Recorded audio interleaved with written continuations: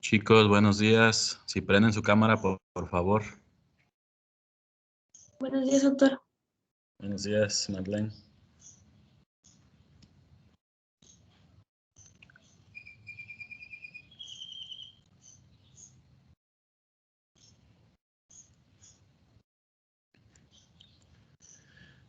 Bien, chicas, gracias por prender su cámara y los demás faltan también que prendan su cámara, chicos. Vamos a continuar con la clase del día de hoy y nos quedamos en la parte, ¿no? de cómo se distribuye la biodiversidad, ¿no? Entonces, chicos, ¿cómo piensan que se originó la vida en la Tierra? ¿O cuáles fueron las teorías? ¿O cuáles son esas 4 teorías que conocemos, que son las que indican que se originó la vida en la Tierra? ¿Saben cuáles son? ¿O cómo creen que surgieron las especies aquí en la Tierra? Vino Dios y a los 7 días hizo los mares, los cielos, las plantas, los animales. Esa es una teoría, ¿no? ¿Cuáles otras hay, chicos? Creo que la más famosa es la del Big Bang. Esa es la teoría del universo, ¿no? La teoría del universo, ¿no? Entonces, acuérdense, es la teoría del origen de la vida en la Tierra, ¿no? Ajá. Doctor, perdón, me comenta el compañero Marcos que no puede prender su cámara y su micrófono que está como con esa situación. Muchas gracias, Ivette. Está bien, Marcos. Ajá, entonces, otra vez, ¿cuáles son las 4 teorías del origen de la vida en la Tierra?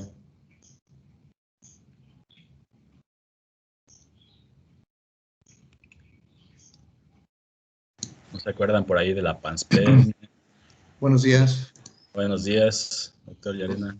Disculpen nuestro pequeño retraso. No hay problema. Estamos aquí platicando, a ver si se acuerdan los chicos de biología de secundaria o de primaria, sobre el origen de la vida en la Tierra, ¿no? Hay 4 postulados, pero pues creo que no se acuerdan, ¿no? Mínimo el de la iglesia, ¿no? Pues sí, mínimo ¿no? El religioso. Todos los mexicanos somos, o nos consideran súper religiosos y católicos. ¿Sí leyeron la Biblia o fueron allá al catecismo o alguna otra religión?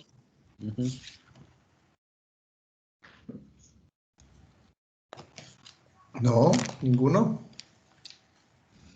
No, todos estos chavos de biodiversidad nada más se me hace que no van a pasar esta materia, ¿no? Porque pues, no se saben las bases, pues tampoco se van a saber lo demás que viene, ¿no? ¿Alguna teoría, alguna idea? ¿Ya no se acuerdan? Nada de nada. No es posible. La teoría del Génesis. ¿Perdón? No sé si estoy bien, pero recuerdo la teoría del Génesis. Es la de Dios. Ajá, la biogénesis, ¿no? La de Dios. A ver, otra vez. Bueno, o sea, está suponiendo la creación divina, ¿no? Ok, esa es una, ¿no? Pues la de que Dios creó todas las cosas, el cielo y la tierra, y a los 7 días, pues ya estaba todo construido, ¿no? Y yo imagino a Dios, a Cristo, o como lo quieran ustedes llamar, pues como un biólogo, ¿no? Un biólogo que estaba, pues, ensamblando todas las moléculas, ¿no? Todas las bases nitrogenadas y finalmente, pues, logró construir a cada una de las especies, ¿no?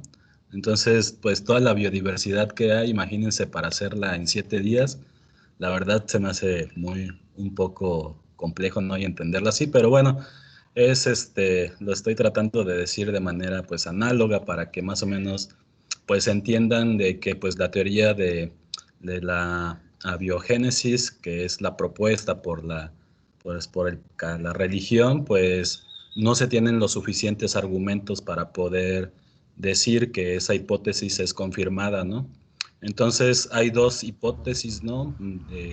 Distintas a la de la creación por Dios, ¿no? Una es sobre el origen extraterrestre, que nosotros o toda la biodiversidad que está en la Tierra proviene del universo, ¿no? Que han sido bacterias o algunos otros organismos que han llegado a la Tierra a través de, pues, los meteoritos, ¿no? Y de eso sí tenemos información acerca de que hay, pues, registros, ¿no? En diferentes meteoritos, y hay, pues, moléculas orgánicas que traen esos meteoritos, y que, pues, esas moléculas orgánicas son de las que estamos compuestos, ¿no? Y también está la teoría que el origen de la vida surgió en los caldos primitivos de la Tierra, ¿no? Entonces, a partir de eso es otra teoría, ¿no? Y que a partir de esos caldos primitivos, pues surgieron moléculas que se fueron concatenando hasta generar todos los organismos. Entonces, el día de hoy les voy a platicar un poco después de esas teorías, ¿no? Vamos a adentrarnos a la parte o a la historia de la Tierra. Y esa historia de la Tierra nos lleva a un aspecto geográfico que históricamente hace 200 millones de años se llamaba la Pangea. Entonces, esta Pangea se consideraba así porque era un territorio o prácticamente una masa de territorio que estaba prácticamente unida. Perdón, ¿Sí? pequeño paréntesis, no sé por qué Marco no comentó y sí lo escribió ahí, que habló de la generación espontánea y los experimentos de Miller y Urey. Entonces, Marco, no vimos el chat, pero sí estaba respondiendo, ¿no? Okay. Miller y Euler es el que se corresponde a la teoría de las moléculas que se pueden generar, ¿verdad? Y la generación espontánea era la cuarta teoría, ¿no? Que era la que se propuso en la época griega, pero que duró muy poco tiempo. Esa se cae, ¿no? Esa ya no quedó, no es una teoría actual, no es fundamentada. Sí, ya se refuta, ¿no? Se refutan fácilmente, ¿no? Las otras todavía siguen vigentes, es decir, sigue la incógnita respecto a cuál pudo ser el verdadero origen. Ok, ya disculpa la interrupción, pero sí era para mencionar. Pues, sí, está muy bien. Me faltó comentar la cuarta teoría, pero justo es esa, ¿no? La que comentan. Bueno, regresando, pues era un supercontinente, chicos, ¿no? Tenía básicamente todas las poblaciones todas las especies podían migrar de un lugar a otro, no había límites geográficos, no había límites que pudieran, digamos, que disgregar esas poblaciones, ¿no?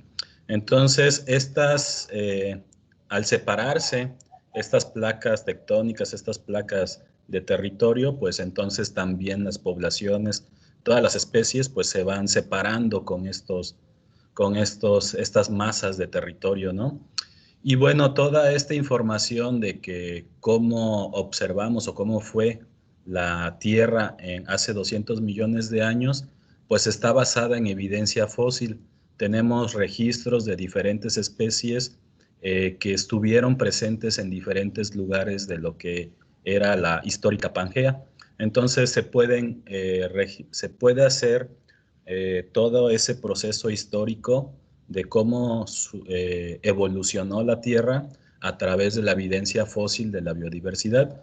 Entonces, más o menos, chicos, imagínense que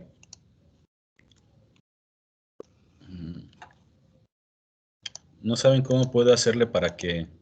No, ya, gracias.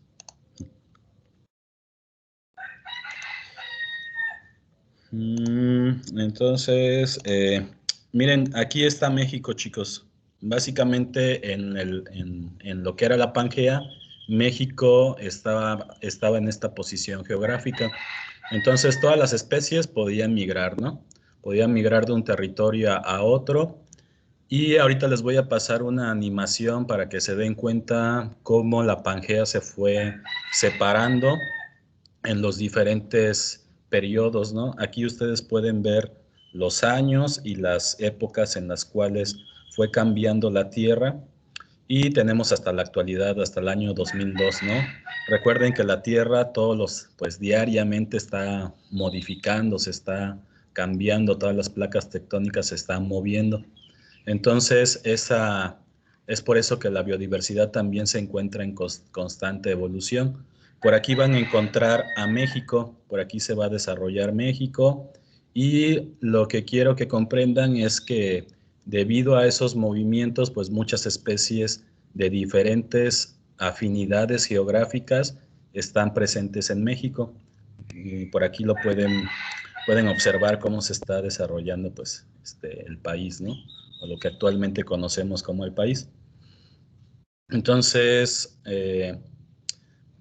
prácticamente esto es lo que tenemos en la actualidad, así prácticamente está el globo terráqueo organizado, ¿no? Si ustedes observan aquí los colores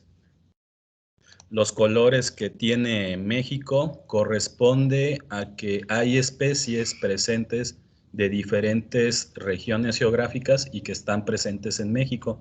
Tan solo pues podemos encontrar especies con relaciones filogenéticas del área neártica, desde el centro de México hasta el norte, y especies de afinidad neotropical desde el centro hacia el sur, ¿no?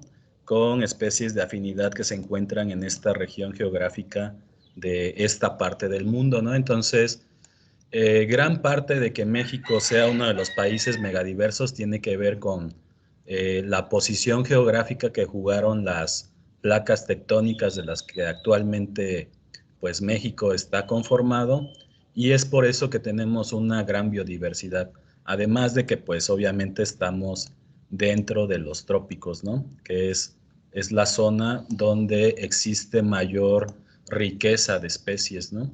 Entonces, en esta zona de los trópicos, hay otra teoría que se menciona que en los trópicos hay mayor diversidad de especies debido al el efecto licuadora que genera la tierra, ¿no? Entonces, si han visto cuando muelen alguna salsa en la licuadora, pues todo se concentra en el centro, ¿no? Entonces, esa es una de las teorías también de las cuales se apuesta del por qué hay mayor biodiversidad en los trópicos.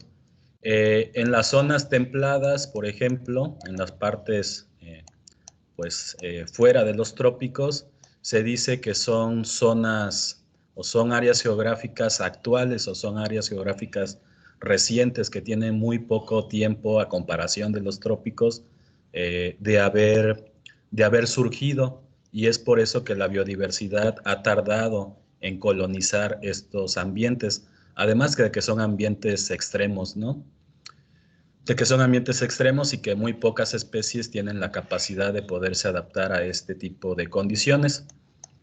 Y bueno, vamos a revisar, chicos, esta página web, esta página para que revisemos un poco de la historia evolutiva de la Tierra.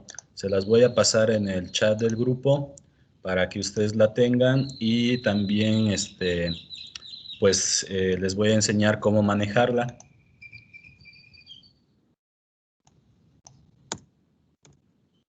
Ya se las puse en el chat del grupo y ahora la voy a pegar aquí. Es una animación bastante interesante, sobre todo de cómo ha sufrido cambios la Tierra a lo largo pues de su historia, ¿no? Entonces, a ver, voy a darle a actualizar porque está un poquillo lenta.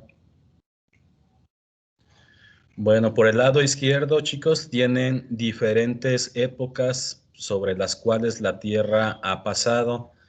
Actualmente estamos en una época de que la Tierra se encuentra calentándose. También la Tierra pasó por una época de hielo. Prácticamente todo el globo terráqueo se congeló. Y también tenemos diferentes épocas pues históricas, ¿no? Desde el Paleozoico, el Mesozoico y los diferentes tipos, ¿sí? Las eras geológicas sobre las cuales se clasificó la Tierra. Y finalmente la Tierra antigua, ¿no? Vamos a revisar, por ejemplo, esta animación. Es que no está cargando. Lo voy a actualizar a ver si carga. Y nos vamos a ir aquí a ver a esta.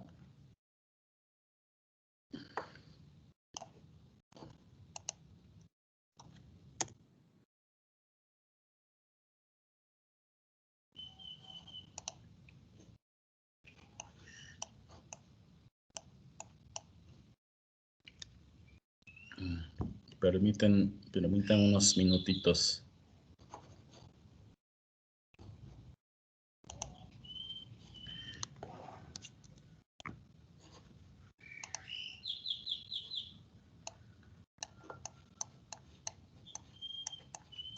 ¿A ustedes no les ha cargado allá, chicos? Debe de aparecer así como pues el globo terráqueo y los continentes. ¿No les ha aparecido por allá?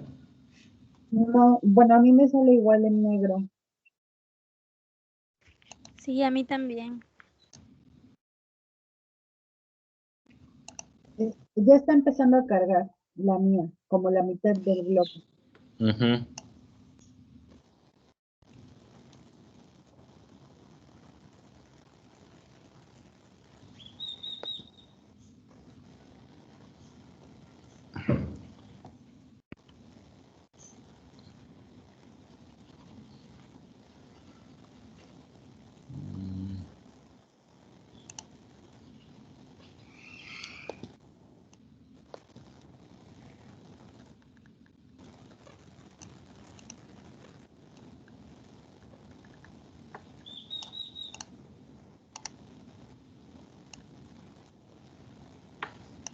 Rayos. Bueno, a ver si mientras carga y voy a continuar con con lo que sigue, ¿no? Lo que deberíamos de ver en ¿cómo se llama? En esta página web, deberíamos de ver más o menos así este tipo de imágenes, ¿no? Entonces, aquí podemos ver cómo, si subimos, podemos ver cómo fue la Tierra, pues, desde el periodo arcaico, ¿no? Hace 4.000 millones de años, ¿no? Se tiene más o menos conocido que la Tierra, o cuantificado que la Tierra tiene una edad de 4.500 millones de años. Entonces, prácticamente esto era lo que históricamente era la Tierra, ¿no? Entonces, esos volcanes empezaron a generar, empezaron a erupcionar y empezaron a formar esas masas de tierra, esas masas de territorio, de continente, hasta que se formaron lo que actualmente conocemos. ¿Cómo supimos o cómo sabemos que existió la Pangea? Debido a los restos fósiles que hay en diferentes regiones del continente, ¿no? Entonces, varias especies prehistóricas, tanto de animales como de plantas, han sido descubiertos, ¿no? Y entonces se ha pronosticado la distribución que tuvieron en lo que históricamente fue la Pangea, y que eso nos da evidencia de que la Tierra en algún momento estuvo unida.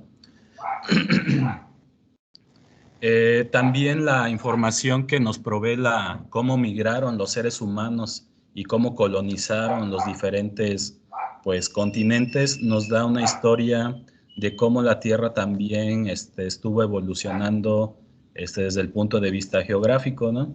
Entonces resulta que hace 130.000 millones de años, pues empezaron las migraciones de los primeros humanos, los primeros homínidos, a colonizar diferentes territorios.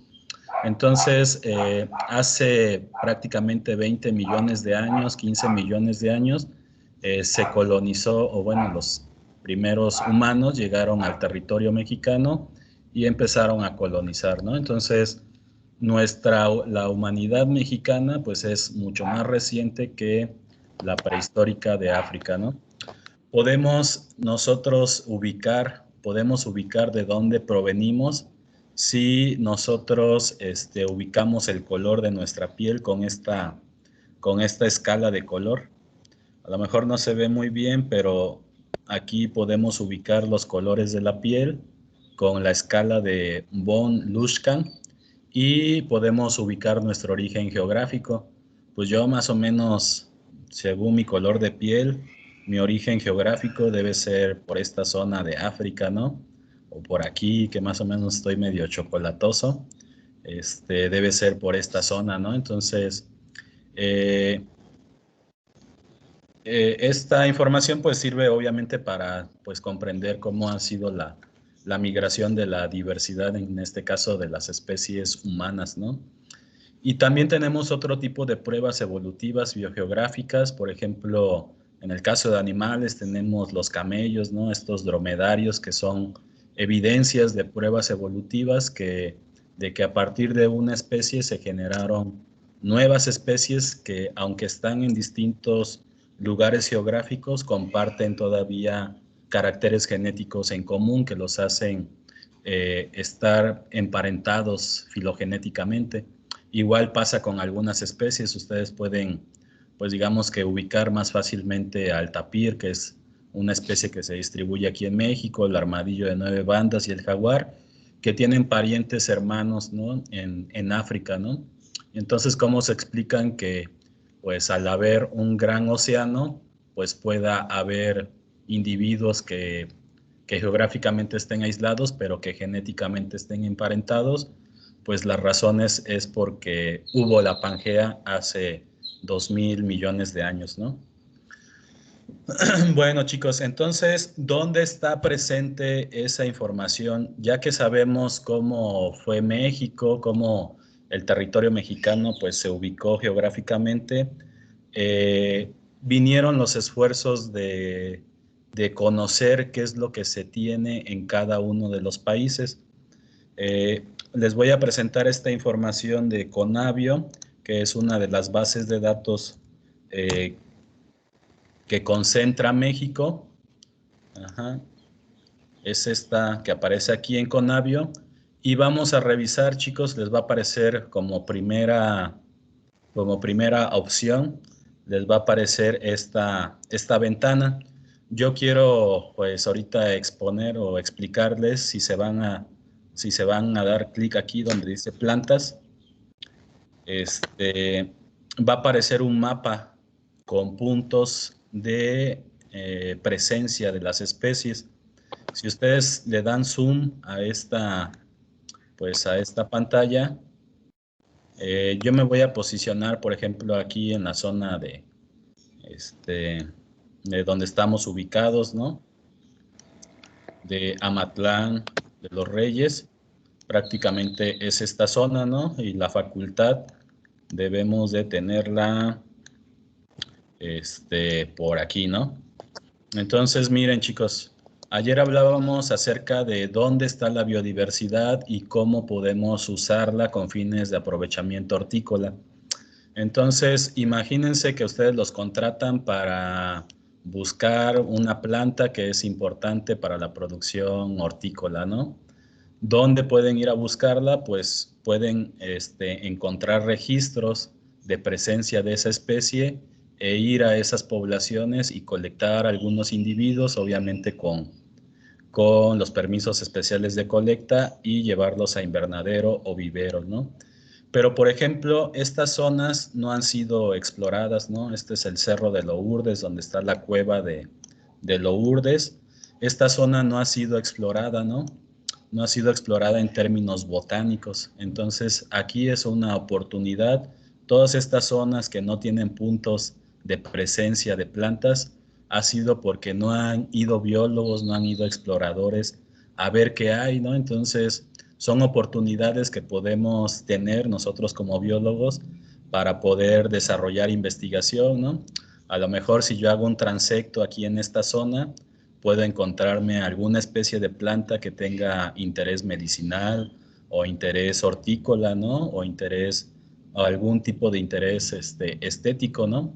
Entonces la biodiversidad está presente aquí, chicos, y estos son nuestros bancos de información, bancos de biodiversidad, donde podemos hacer, pues, es nuestra herramienta, ¿no? Básicamente sabemos dónde está la biodiversidad qué se ha estudiado, qué no se ha estudiado y qué es lo que podemos hacer, ¿no? Entonces, por ejemplo, si yo quiero saber qué plantas han estado registrando aquí, me voy a ir a aquí.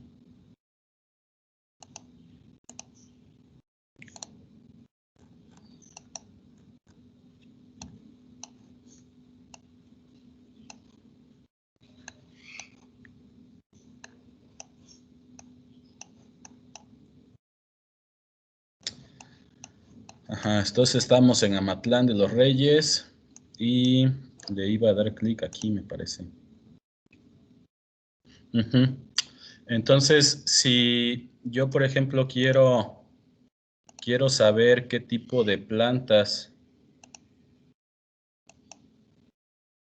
son las que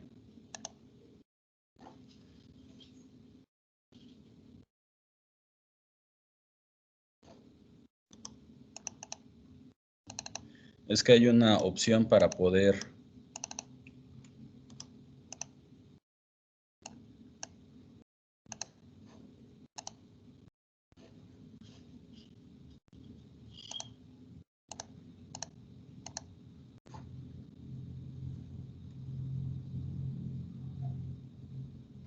Doctor, creo que es donde le había dado, donde dice buscar al lado, que parece capas. Dele clic. Y en el cuadrito ahí dice, creo, ese cuadrito, el de al lado. El de al lado. El de las cuadrículas, creo. Ajá. Ah, ahí. Sí, pero hay otra opción, por ejemplo, para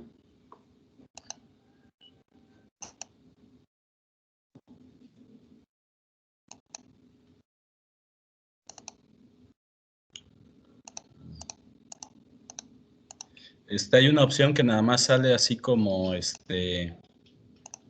que puedo yo seleccionar un espacio y me va a dar la información de.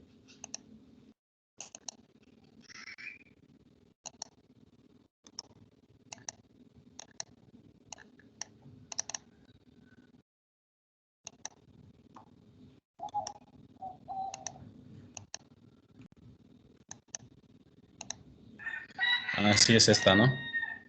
Entonces, lo que haya aquí, chicos, en ese radio de 5 kilómetros, de 2.500 metros a la redonda, te va a dar la información que esté presente ahí. Entonces ya la puedes descargar de manera particular en esta opción, ¿no? Entonces, lo que les va a descargar prácticamente es un listado, ¿no? De todas las plantas que hay registradas para ese espacio, ¿no? Entonces, les digo, si los contratan a ustedes para hacer un inventario de plantas, ¿no? En un lugar, pues esta puede ser una herramienta que pueden utilizar. Obviamente, pues hay que ir a campo y hay que ir a supervisar y verificar que sean las plantas, ¿no? Pero pues es la información más fácil, más rápida que pueden obtener pues de manera virtual y que la tienen aquí disponible, ¿no? Uh-huh. Entonces, si pongo aquí,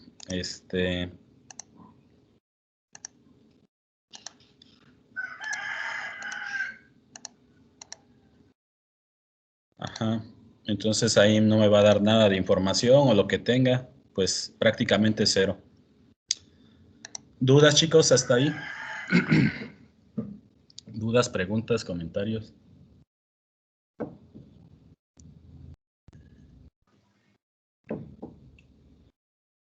¿Cómo para qué usarían esta base de datos, chicos? ¿Cómo para qué se les ocurre en su proyecto de investigación? ¿Cómo usarían? Uh-huh. Bueno, yo podría usarlo para buscar las especies, bueno, las especies de hortícolas endémicas para el consumo de las familias, ¿no? O sea, la idea de mi proyecto es realizar huertos de traspatio, pero pues como no queremos tampoco introducir especies extrañas, buscar como las endémicas de la zona. Ah, muy bien, sí, yo creo que sí puede funcionarte para eso, claro que sí. Si es que existen registros, ¿no? En comunidad o en el municipio, ¿no? Pero sí sería una primera aproximación que podrías tener para saber, pues más o menos hay estas plantas, pero podemos completar con otras más haciendo pues el muestreo, ¿no? Misael.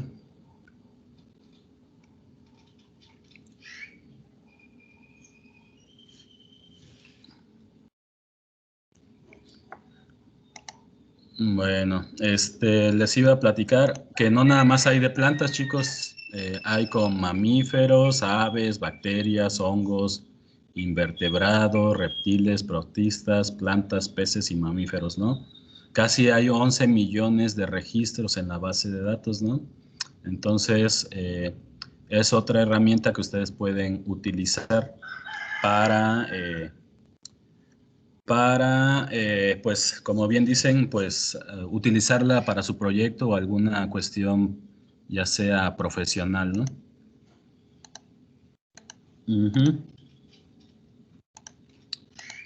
Bueno, entonces, recuerden que México, perdón, vamos a ver si ya está cargando esta cosa, más o menos, ¿no? Bueno, a ver si funciona bien. Lo que quiero mostrarles, chicos, es de que se den cuenta cómo ha evolucionado la Tierra en cuestiones de cambios de clima, de cambios de posiciones geográficas y que la biodiversidad ha estado sometida también a esos cambios que ha tenido la Tierra, ¿no? Entonces, es por eso que hay muchas especies, ¿no? Porque cada especie se ha tenido que adaptar a las diferentes condiciones sobre las cuales ha pasado la Tierra, ¿no? Entonces, aquí es desde el año cero, ¿no? Prácticamente el año actual hacia el pasado, ¿no? Entonces, quiero hacer esta simulación para que ustedes se vayan dando cuenta cómo va cambiando, pues, el globo terráqueo, ¿no? Miren, tan solo en 500 millones de años, cómo estaba pues compuesta la Tierra, ¿no? Prácticamente los continentes estaban en esta parte del, pues en los casquetes polares, ¿no? Estaban en los ejes distintos. Si bajamos más,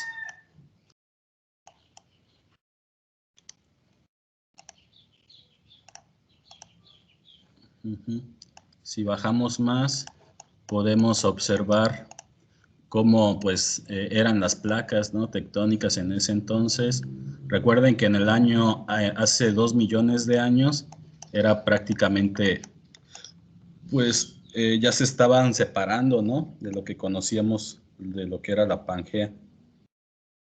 2.500 millones de años, esto era lo que conocemos como la Pangea.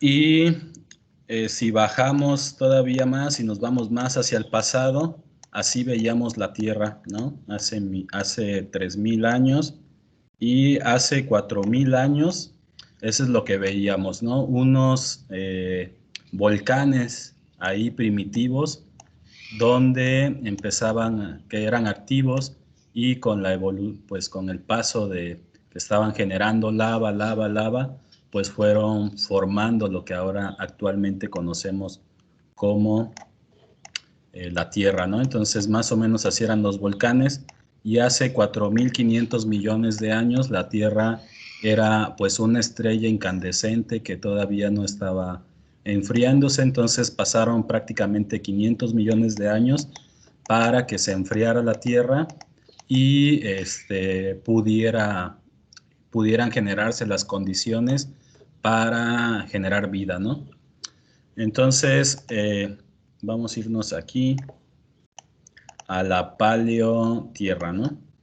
Cuando era la Tierra ya prehistórica, vámonos a México y vamos a ver a México cómo va cambiando, ¿no? Va cambiando su territorio en el Cretácico.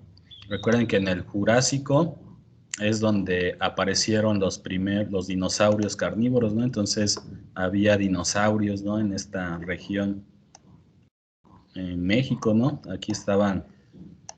Es por eso que les digo, ¿no? Tenemos especies que se comparten porque estaban unidos esos continentes, ¿no?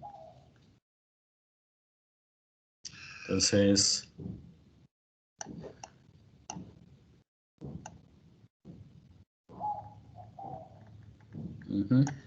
y entonces así era la Tierra, ¿no? En esos periodos, chicos. Y entonces las especies han ido evolucionando en función de los cambios climáticos, los cambios geográficos que ha tenido la Tierra. Pero resulta que también la Tierra ha pasado por distintos fenómenos climáticos, como la era de hielo o el último glaciar máximo, ¿no? Entonces, fue en ese tiempo, en el Holoceno, cuando los casquetes polares prácticamente se incrementaron en cuanto a la superficie que cubrían en el territorio, ¿no? En todo el planeta, ¿no? Entonces, prácticamente la Tierra estuvo fría por muchos años, ¿no?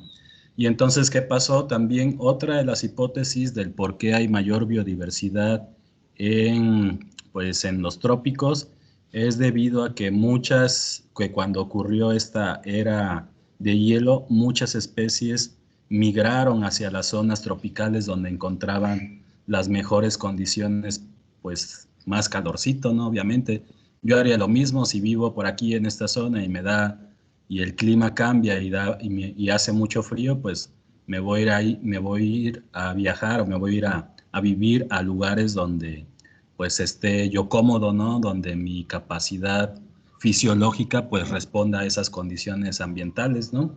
Porque si me quedo acá, pues puedo extinguirme, porque la escasez de recursos va a ser mucho menor, ¿no? Entonces, la migración se dio por estos cambios de clima, ¿no? Por esta era de hielo. Y aquí pueden ustedes jugar para que vean cómo transcurrieron esos fenómenos climáticos, ¿no? Y finalmente, y desafortunadamente, entramos al periodo del calentamiento global. Lo voy a bajar aquí, ¿no? Para que se den cuenta, aquí tenemos una escala de los rangos de temperatura que están asociados a los colores. Entonces, en lugares con azul hay menores temperaturas, lugares con rojo hay mayor temperatura. Se ha dado seguimiento, chicos, al cambio al clima durante más de 100 años, desde 1912, y se ha observado un incremento en la temperatura del globo terrestre, ¿no? Se ven algunos sitios en diferentes épocas que han tenido o han sufrido consecuencias de altas de temperatura. Aquí yo voy a ir subiendo poco a poco y vamos a ir viendo cómo va cambiando la temperatura, ¿no? Estados Unidos, pues bien dicen que es uno de los países que más gases de efecto invernadero generan. Puede deberse este incremento de temperatura debido a esos efectos de gases de efecto invernadero, pero pues también nos pasan a traer a nosotros, ¿no? Prácticamente en México poco a poco ese efecto invernadero va bajando, ¿no? Porque pues se va moviendo obviamente también. Entonces vamos subiendo hasta el año 2000, ¿no? Entonces prácticamente todo el globo terráqueo se está calentando, chicos, 2 grados aproximadamente en promedio en 100 años, ¿no? Entonces estamos sufriendo uno de los cambios climáticos más sobresalientes de la historia de la Tierra, ¿no? Entonces, ¿por qué sienten calor? Pues básicamente por efectos del cambio climático debido a gases de efecto invernadero y además, ¿no? de otras cuestiones. Se dice que el Sol también ya está perdiendo, todas las estrellas pues tienen su periodo, su tiempo, ¿no? de vida. Entonces el Sol se está agrandando. Conforme se va haciendo más grande, genera mayor cantidad de temperatura, lo cual llega a la superficie terrestre, ¿no? Entonces, en miles y miles de millones de años, el Sol va a desaparecer, va a explotar, Y esa es la historia, ¿no? De todas las estrellas cuando ya son demasiadamente grandes y no tienen la capacidad para concentrar toda esa energía, pues explotan, ¿no? Y una vez que explote, pues todo el sistema solar, pues posiblemente vaya a perecer, ¿no? Entonces, pues son procesos naturales que se dan en el universo, que se dan en la Tierra y que debemos de conocer, chicos. ¿Dudas, jóvenes? Yo había escuchado o leído en algún momento que el planeta, como a lo largo de los años y de la vida, Sí. Ha tenido varios periodos de calentamiento global y por lo tanto hay también como varias eras del hielo. Entonces se habla de una próxima era de hielo, ¿no? Debido a que el mismo planeta como que regula la temperatura y para como bajar el calor que se va aumentando, pues se genera la era del hielo. Entonces, bueno, había leído como que puede que haya o venga una era del hielo también ahorita. Sí, Bueno, no sí, ahorita, ¿verdad? Lucero. Pues yo siempre he notado que hay visiones encontradas, ¿no? Con estos tipos de temas, ¿no? Están los que están a favor, están los que están en contra y están los que están intermedios, ¿no? Entonces, unos dicen que se está calentando la Tierra, otros dicen que se está oscureciendo la Tierra y otros dicen que está lloviendo mucho en la Tierra, ¿no? Entonces, pues hay visiones, ¿no? Distintas, pero pues cada quien debemos de hablar como nos va, ¿no? En la feria, ¿no? Por ejemplo, aquí en Córdoba, pues yo sigo constantemente el clima, voy haciendo revisiones, ¿no? Cada 20 años, 30 años. Y pues he visto bueno, las predicciones que hacen estos modelos de cambio climático indican que en 30 años aquí en en Veracruz, en el puerto de Veracruz, las temperaturas van a estar por 45, 46 grados. Imagínense soportar esas temperaturas como personas, ¿no? ¿Qué implica eso? Pues muchas personas de Veracruz van a migrar, ¿no? Hacia ciudades más templadas, ¿no? Como Córdoba, Orizaba. ¿Qué va a pasar? Pues va a haber mayor demanda de recursos alimenticios, se va a poner todavía más caro, ¿no? La ciudad, va a haber mayores problemas de inseguridad y todo esto por el cambio climático, ¿no? Entonces, yo lo que estoy viendo es empezar a moverme a comprar un rancho aquí por Coscomatepec o por Chocamán, porque en 30 años, pues, esa zona va a ser de las zonas, porque es zona boscosa, ¿no? Va a ser una de las zonas donde fisiológicamente un humano va a tener las condiciones ambientales para que se desarrolle pues normal, temperaturas de 24 grados, 26 grados, pues bien a todo dar, ¿no? Que la pasa uno, pero a mí me desespera mucho el calor, ¿no? Tener temperaturas de 30 grados, paso ya es bastante sudoroso, ¿no? Entonces, sí, ¿no? Hay muchas personas que les gusta el calor, ¿no? Pero siempre, bueno, desde el punto de vista biológico y fisiológico, los humanos y todas las especies tenemos un umbral pues de lo que podemos soportar, ¿no? Hacia arriba de temperaturas y hacia abajo de temperaturas. Y pues si sabemos cómo funciona o cómo opera la biología en un ser vivo, pues debemos de tener esa información para pues aplicarla a nosotros mismos, ¿no? Para tener una mejor calidad de vida, ¿no? Entonces, por ahí va el asunto, chicos. Ahí quisiera acotar algo. Fíjense que sí hay diferentes teorías, ¿no? Respecto a qué es lo que está ocurriendo hay quienes están en contra del calentamiento climático que nosotros lo hemos provocado es porque ellos hablan de que es un ciclo, un periodo cíclico, como tú lo dijiste, ¿no? Y que esto es normal, que esto no tiene influencia humana. Sin embargo, lo que sí podemos tomar en cuenta es que el ser humano es el único que ha sido capaz de adaptar el medio, de modificarlo para que podamos sobrevivir.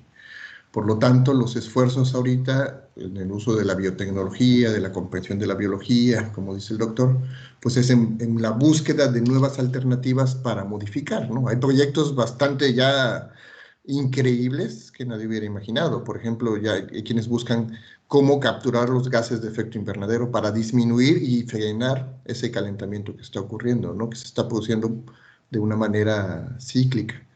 Entonces eso es lo que busca actualmente la investigación, la sociedad, ¿no? La manera que podamos prolongar la vida, ¿no?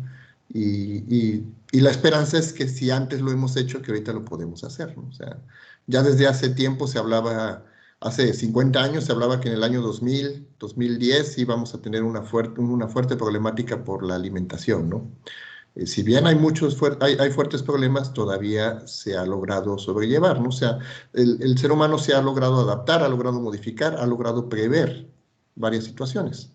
Entonces, se espera que en esta ocasión sea algo similar. Sin embargo, todos tenemos que estar conscientes de ello y participar. Ese sería ahorita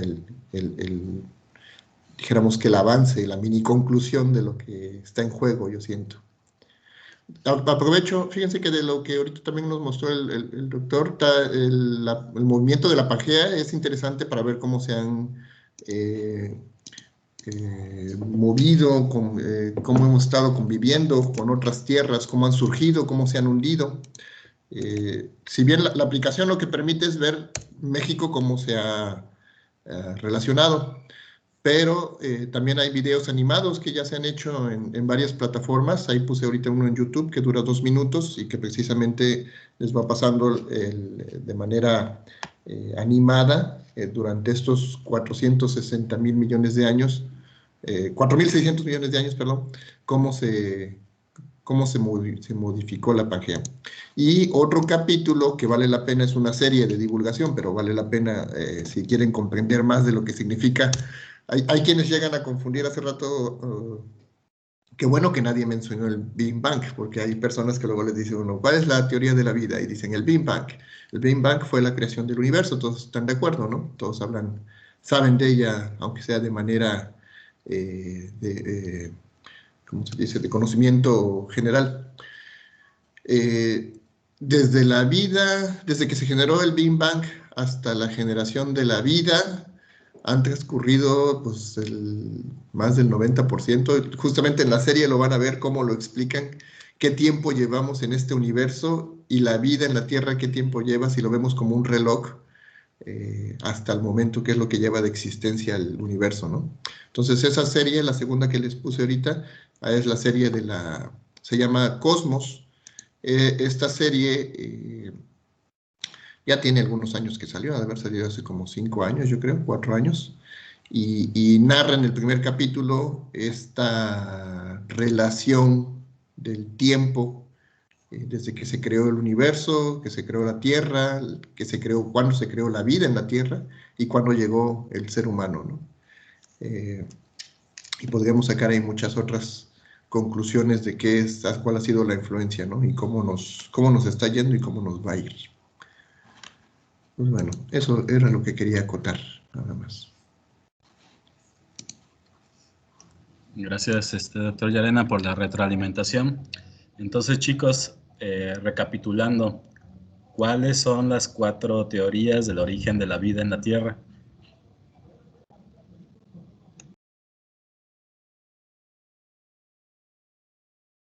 La panspermia. La teoría de la Pangea es una. A ver, panspermia, ¿qué más dijeron? Pangea no es una teoría. Abiogénesis. Ok. Abiogénesis. Sí. Van 2, panspermia y abiogénesis. ¿Y anda más? La creacionista. Ajá. 3, creacionista. No, pero creacionista sería la misma que la biogénesis, ¿no? Sí. O sea, estamos hablando, ambas son, o sea, se les conoce con diferente nombre y habla del origen divino, ¿no? Entonces, siguen 2, chicos. La que se descartó, ¿no? La de generación espontánea. Ok. 3. Ajá. La teoría de Oparin. Exacto, de Oparin, o que era el experimento de Miller and Urey que comentó Marcos. Exactamente, que habla sobre las moléculas. Y que por cierto les paso el comercial, un estudiante de la Facultad de Biología que egresó de ahí, compañero de nosotros, el doctor Campillo, está trabajando con un profesor, el doctor Lascano, que trabaja sobre el origen de los virus. Y el doctor Lascano fue estudiante de Miller en su laboratorio en Estados Unidos, ¿no? Entonces, para que vean que ahí en la facultad salen buenos estudiantes, ¿no? Ajá. Y ahorita él está trabajando con cuestiones de coronavirus, doctor Campillo, ¿verdad, doctor Llarena? Así es especialista en virus sobre todo, ¿no? Bueno.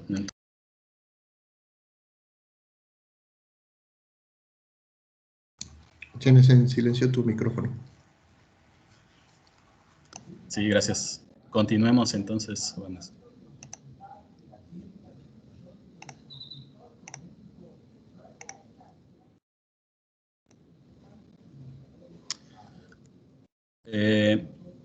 Bueno, entonces se acuerdan de que todo lo que cuando les pidan información de dónde se encuentran las especies, aquí la pueden encontrar en el portal de información de la CONABIO, ¿no? Ya tenemos las bases de datos que están presentes aquí, ¿no? Bueno, ya que más o menos se dieron cuenta cómo las especies se separaron con los continentes, podemos hacer dos tipos de distinciones para poder decir de dónde proviene una especie, cuál es el centro de origen de una especie y cuál es el centro de diversificación. A lo mejor se escuchan pues cosas, bueno, tal cual la palabra lo dice, el origen, es decir, de dónde se originó, cuál es su área geográfica de la cual proviene, ¿no? Y el centro de diversificación, que es una zona distinta a la del centro de origen, pero que existe una diversidad de especies distinta a la que presenta el centro de origen, ¿no? Ahorita lo vamos a ver con algunos ejemplos, ¿no? Entonces, cuando una especie se dispersa, ya sea de manera natural o ya sea que un humano la lleve a otra localidad, ya sea por aislamiento geográfico, aislamiento reproductivo, por migraciones, el centro de origen va a conservar ciertas características morfológicas, genéticas, individuales, pero el centro de diversificación va a tener diferentes características que las pueden hacer diferenciables en cierto momento y podemos distinguirlas como distintas especies. Un ejemplo clásico del centro de origen son los pinos, ¿no?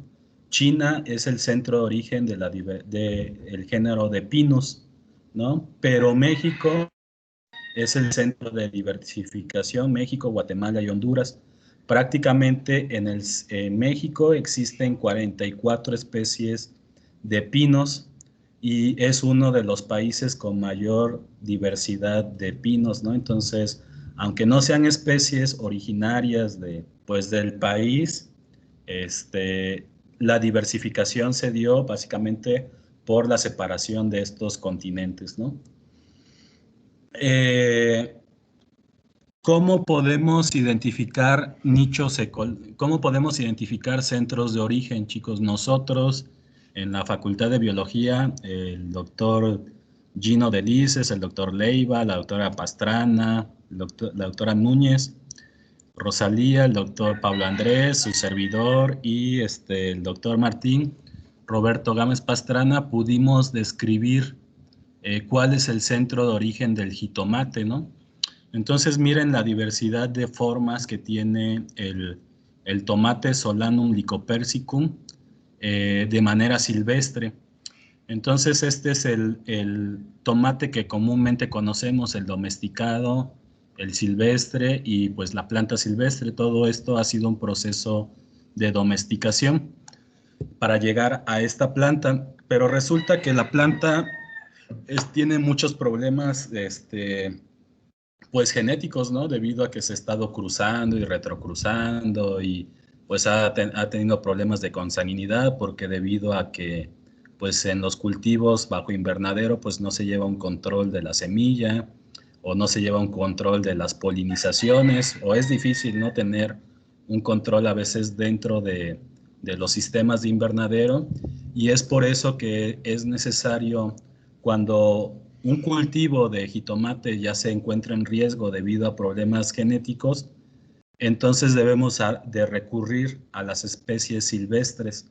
¿Por qué? Porque es en estas especies donde se encuentra la diversidad genética que podemos utilizar para hacer mejoramiento o para poder insertar nuevos genes que ayuden al tomate domesticado a que tenga las características que nosotros como consumidores tenemos, ¿no? Entonces les quiero pasar este artículo para que lo tengan ahí. Es parte de lo que hacemos como investigación en la maestría en horticultura tropical y en el doctorado en ciencias agropecuarias. Quiero que lo veamos, sobre todo para que les explique cómo es que lo analizamos o cómo fue que lo analizamos, ¿no?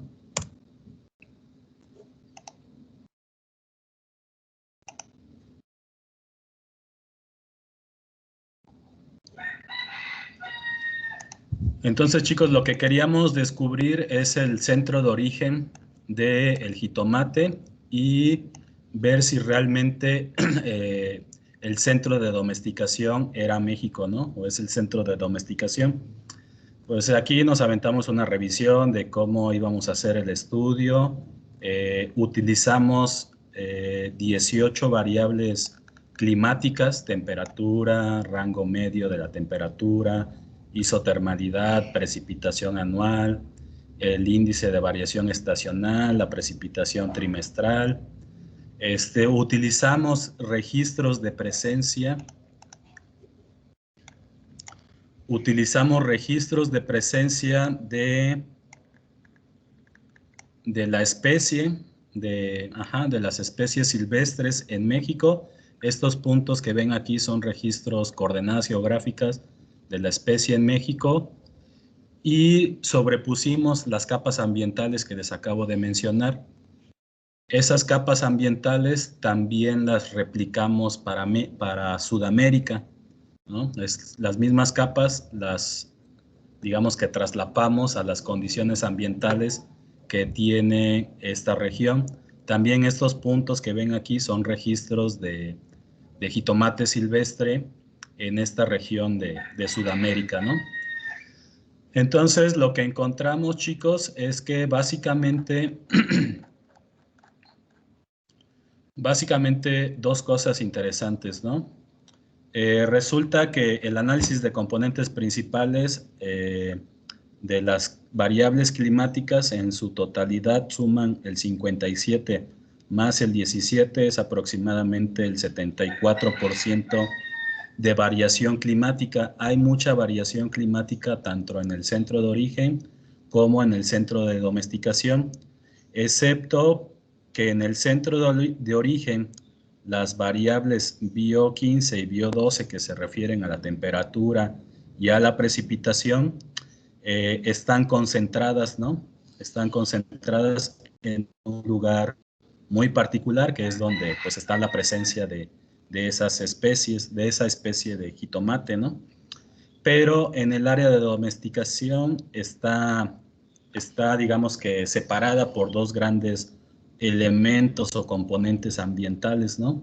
Entonces, tener diferentes tipos de condiciones ambientales hace que las especies se diversifiquen, ¿no?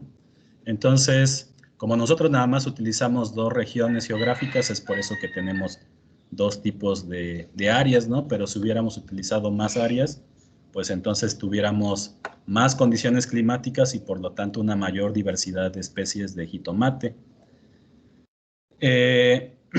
Cuando traslapamos el centro de origen, las condiciones climáticas del centro de origen con las de la domesticación, encontramos que hay diferencias significativas, ¿no? Significativas en cuanto a la equivalencia de los climas, ¿no? Entonces, el clima del centro de origen es diferente al clima del centro de domesticación. Y pero, que no son equivalentes, pero que son que no hay similitudes, o que hay similitudes en cuanto al centro de origen y de domesticación. Bueno, esto tengo que revisarlo bien si es como tal, pero resulta que el valor de P es no significativo y por lo tanto entonces no hay diferencias, no hay similitudes exactamente, no hay similitudes en los climas tanto del centro de origen como el centro de domesticación. Entonces, pues ya nos aventamos aquí la discusión que resulta que México sí es el centro de domesticación porque pues tiene muchos climas, por lo cual pues es por eso que México sería uno de los países para poder ayudar a mejorar las condiciones genéticas del cultivo de jitomate. Entonces, eso es uno de los temas, chicos, que abordamos o que hacemos en horticultura tropical, ¿no? O con las especies hortícolas. Descubrir o identificar, caracterizar los centros de origen a través de las condiciones climáticas y pues que esa información nos sirva de soporte para tomar decisiones acerca del mejoramiento de los tomatitos, ¿no? En cuanto a la diversidad de pinos, recuerden que el centro de origen es el noreste de China, pero en México tenemos esta gran diversidad de especies, las tenemos aquí de este lado, ¿no? Aquí las tenemos representadas y prácticamente en México tenemos 49, casi el 44% de las 111 especies que hay en el mundo y más o menos están distribuidas en estas regiones, sobre todo en las cordilleras de la Sierra Madre Oriental y la Sierra Madre Occidental. Entonces, la gran diversidad de pinos se ha dado por las diferentes condiciones ambientales en las cuales se ha establecido. ¿Qué especies ha domesticado México, chicos? Vamos a irnos a esta página para que la revisen.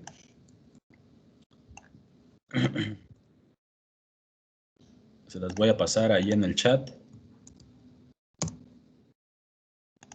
Entonces, ¿qué especies ha domesticado México? Ya casi me estoy yendo ahorita a 10:30.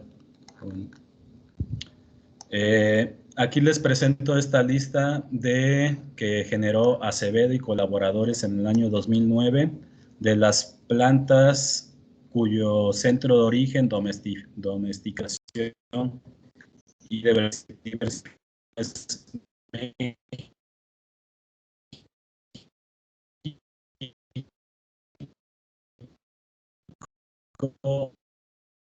el ahuehuete de diversificación, perdón, de domesticación, los algarrobos, sensibitas, las mimosas, ¿no? Estas plantas dormilonas, somos centro de diversificación, el algodón, el amaranto, el árbol de hule, el arrayán, las biznagas, el cacahuate, cacao, calabaza, camotes, capulín, cempasúchil, chaya, chayote, chía, chilacayote, chile, chirimoya, ciruela, copal.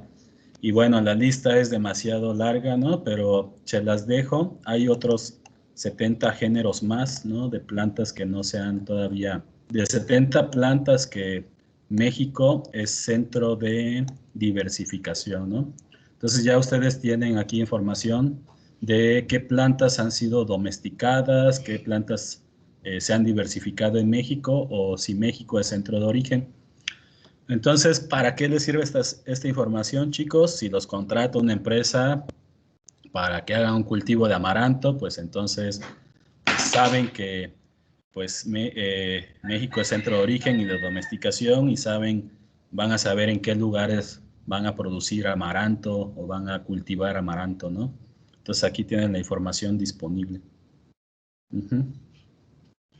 Lo que comentaba hace rato Lucero y Beth, pues que quieren establecer los huertos con plantas nativas, ¿no? O domesticadas o diversificadas. Aquí está una lista de plantas que puedes utilizar para, pues, proponer, ¿no? En ese diseño de huertos. Uh-huh. Bien, pues, gracias. Sí. Doctor, yo tenía una duda. Bueno, es que estoy viendo que, bueno, el maíz ya había yo leído en otras lecturas, en otros capítulos, que, bueno, aquí en esta página que nos comparte es centro de origen, centro de domesticación y centro de diversificación. Pero yo había leído que también el maíz tiene su centro de diversificación aquí en Sudamérica, como Chile, Argentina y otros países, ¿no? Y ahorita, Sí, pues, sí, fíjate que pues el maíz es pues cada vez todos los años lo estudian y salen nuevas cosas, ¿no? Entonces van cambiando y va modificándose y se va actualizando, ¿no? Y yo creo que esto de los estudios de la biodiversidad, desde esos enfoques, es un cuento de nunca acabar, ¿no? Porque así podemos ir integrando más, ¿cómo se llama? Pues más poblaciones. Por ejemplo, si ya tenemos, digamos, la información genética del maíz de todas las poblaciones de México, y luego a alguien se le ocurre hacer el análisis con poblaciones de Sudamérica, pues ya entonces cambia todo ese esquema de ese autor que había propuesto pues ese resultado, ¿no? Entonces es dinámico, ¿no? Va cambiando, y lo que es importante pues es de que pues ustedes estén al día, ¿no? Con esa información. Efectivamente, y también recordarán bueno, quienes pudieron terminar de ver la conferencia del doctor Piñero, en algún momento él demostraba en un gráfico muy interesante la diversificación, el centro de domesticación y la diversificación de Phaseolus vulgaris. Y él comentaba algo muy importante respecto a, de acuerdo a las muestras, es decir, a las poblaciones estudiadas, como en la base se veía que en México era una parte mucho más ancha, mostrando una diversificación. En Sudamérica existía una pequeña brecha, que era, y se hacía un cuello de botella, pero al final terminaban que hubo una combinación, no recuerdo bien si era una combinación, pero la forma en que se diseminan las poblaciones tiene que ver con cómo, lo estamos viendo así que de atrás para adelante, de cómo se tomen las muestras, es como se van a obtener nuevas evidencias de cuál puede ser el centro de origen. Cabe bien la posibilidad que existían las poblaciones en ambos lados y se dieron de forma diferente su domesticación. Y muchas veces eso es lo que ha prevalecido ahorita en varios cultivos, pero sí bien lo dice el doctor, cada año salen nuevas publicaciones respecto con más argumentos del por qué uno u otro puede ser. O sea, no hay mentiras, simplemente son nuevos hallazgos que van dando más luz, ¿no? Sí, y entonces, pues eso, como dice el doctor Yarena, pues puede ir cambiando en función de las nuevas exploraciones, nuevas poblaciones, nuevos estudios, ¿no? Imagínense, pues yo lo que siempre me imagino, ¿no? Con plantas que son mexicanas y que están en otros países, es de que alguien se las llevó, ¿no? Alguien se las llevó para allá, se llevó las semillas, las cultivó. Y recuerden que la interacción del genotipo, los genes con el ambiente, pues van a promover o van a dar como resultado fenotipos distintos a los originales, ¿no? Entonces, eso hace que diversifiquen, que sean distintas las especies, ¿no? Entonces, aunque tengan el origen en México, digamos que sus genes pueden ir cambiando, ¿no? Porque pues justo la selección humana, la selección que hacemos los humanos, pues conlleva que cambien esas frecuencias genéticas, ¿no? Que pues básicamente estamos sacando un conjunto de individuos de una población, y ese conjunto de individuos lo llevamos a otro lugar, a otro espacio, se empiezan a reproducir entre ellos, y pues básicamente son los mismos genes, ¿no? Uh-huh. Que se llegan a fijar en algún momento. Bueno, vamos con los maíces, ¿no? Para terminar de ver esta parte. Igual les voy a poner esta aplicación para que la vean ahí en el chat del grupo.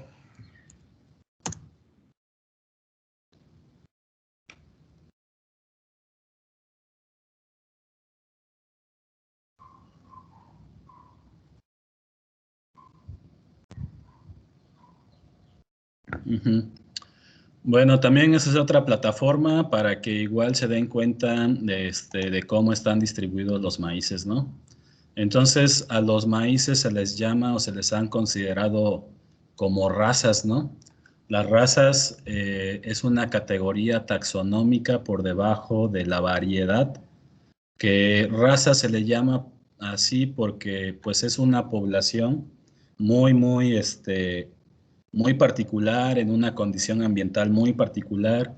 Incluso una familia de personas puede tener una simple raza de maíz, ¿no? Porque durante pues muchos años han estado pues de generación en generación, los abuelos, los hijos, los padres han venido pues seleccionando esas variantes, y una familia de personas puede tener incluso una raza de maíz, ¿no?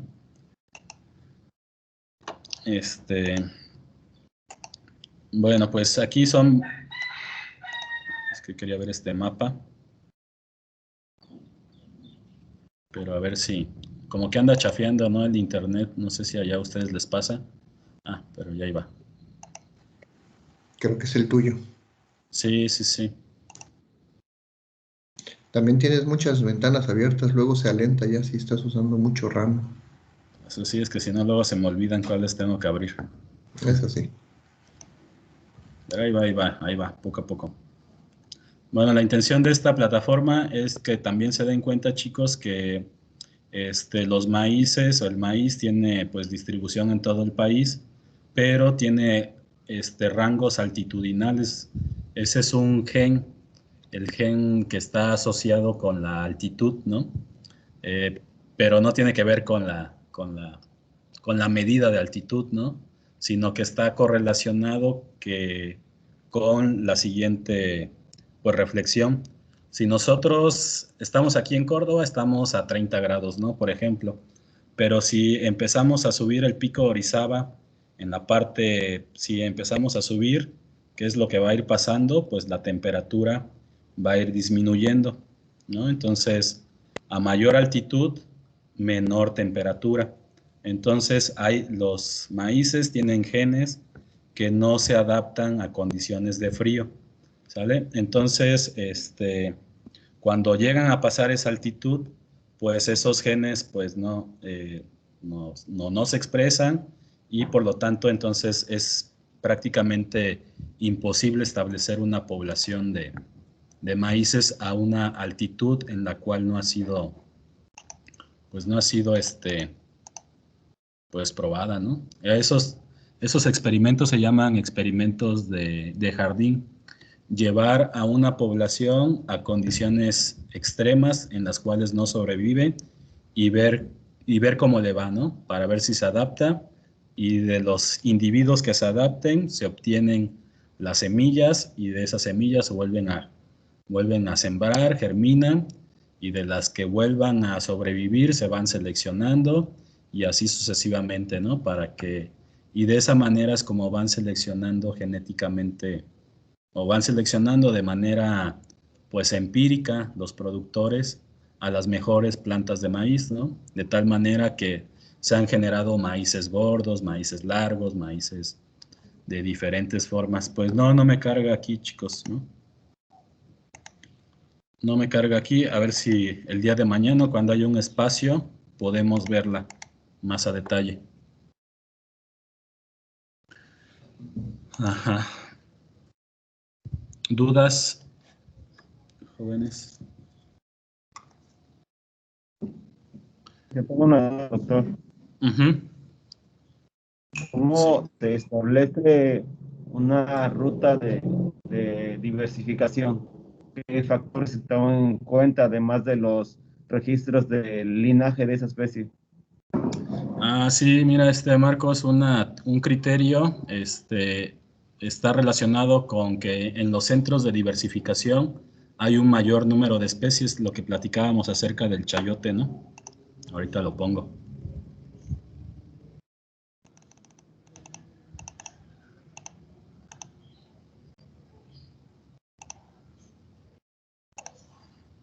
Ujú. Sí, les platicaba acerca... Ah, no está proyectando. Uno de los criterios para poder decir que una especie tiene un centro de origen o que su centro de origen es determinado territorio geográfico tiene que ver con el número de especies que están alrededor de ese territorio geográfico. En teoría debe de haber más especies en los centros de domesticación. ¿Por qué? Porque es ahí donde se genera, pues de una sola especie se generan pues varias especies, ¿no? Entonces, centros de domesticación, un criterio es que hay mayor diversidad de especies, mayor diversidad genética y, y mayor diversidad genética, ¿no? Conforme se alejan de ese centro de diversificación, conforme se alejan, esa diversidad genética se va perdiendo, se va disminuyendo o va cambiando, y la diversidad de especies también va cambiando y va disminuyendo. Otro de los criterios que se utiliza son las formas primitivas. Podemos decir que una planta tiene un centro de origen si es que encontramos formas primitivas en esa región geográfica. En lugares alejados de ese centro de origen, pues vamos a encontrar especies mejoradas o modificadas o variantes distintas a las que se encuentran en el centro de origen. Entonces, básicamente, esos tres criterios podrían ser, Marcos. Gracias. Sí. ¿Dudas, jóvenes? Que ya casi me estoy yendo.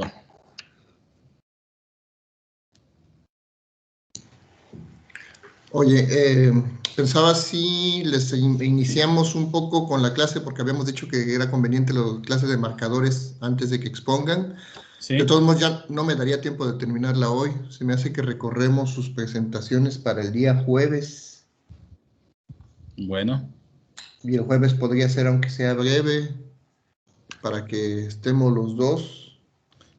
O la otra opción es que, no sé si todos están de acuerdo, que graben su presentación, aunque sea fuera de clase. Y después también la podríamos ver. De hecho, fíjate que es una muy buena dinámica cuando alguien no tiene buen internet, que ya nos ha pasado muchas veces que si pensábamos que en 10 minutos podían presentar, luego se terminan llevando media hora porque se corta la llamada, no proyecta, no puede pasar a la siguiente. Lamentablemente, Microsoft Teams tiene la peculiaridad que toma mucho